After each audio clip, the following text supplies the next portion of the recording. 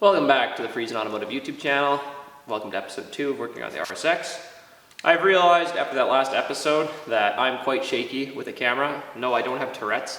My wrist is broken. I just got out of cast, just got back to working, so the strength isn't quite there. It's not what it used to be, so sorry for the shakiness. I have discovered a new feature on this camera though. It's a stabilizer, so I turned that on. I also reduced the frame rate. I was at 120 for some reason. New camera to me, not too familiar with it, but I should have fixed some issues. So yeah, hopefully this works out better. Let's go.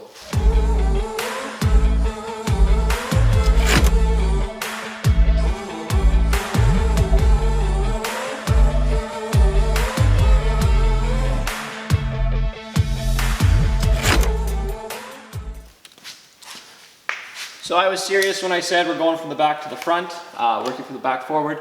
So I've got a bunch of stuff from the rear here. I have rear camber adjustment arms from Megan Racing. That's going to fix our rear camber on the car there.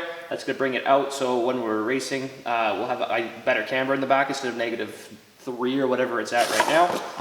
I got the last sway bar bushing in Manitoba, it seems, for the rear sway bar. I wanted 2, I can only get 1. Unfortunately, Napa only sells them as singles and they had 1 left. Really weird. I don't know if I'm going to put that in yet, we'll find out. And of course, rear sway bar links. Those are shot, something needs to be done. So let's get the tire off and let's start working at this.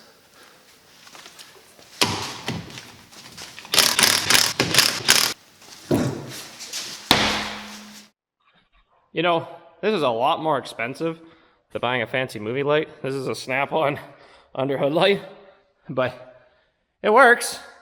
And I had one, so here it is. This is my light setup.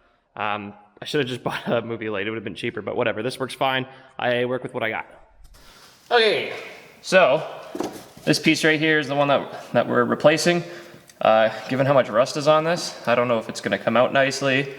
So here's hoping I can get it out. Wish me luck. Will it come out?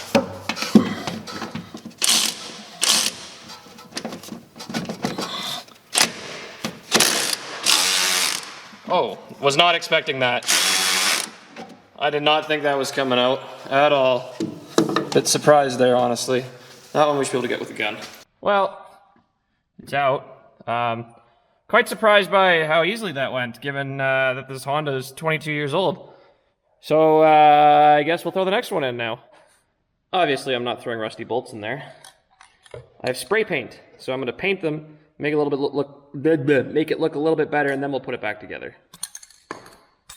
Also, it's Rust-Oleum. I don't have to wire wheel the rust off. This will just stick to it, so yeah. I'm also going to improve this wheel well a little bit. I don't know if I can, but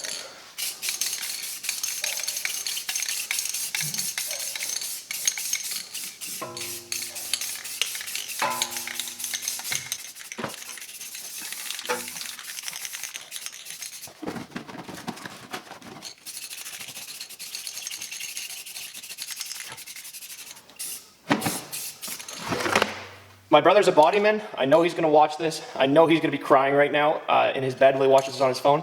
I'm not sorry. And 30 seconds later it's in.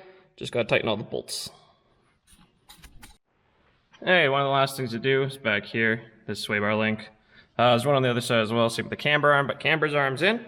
So those 2 things, and then we'll just have to wait for these guys to arrive, and the rear end will pretty much be done. I just spent like 30 minutes trying to get the sway bar out anyways. See that movement? That means these sway bar links are well overdue for being changed. Good thing we got a whole new set, because yeah, that's messed up. See how this one stays when I move it?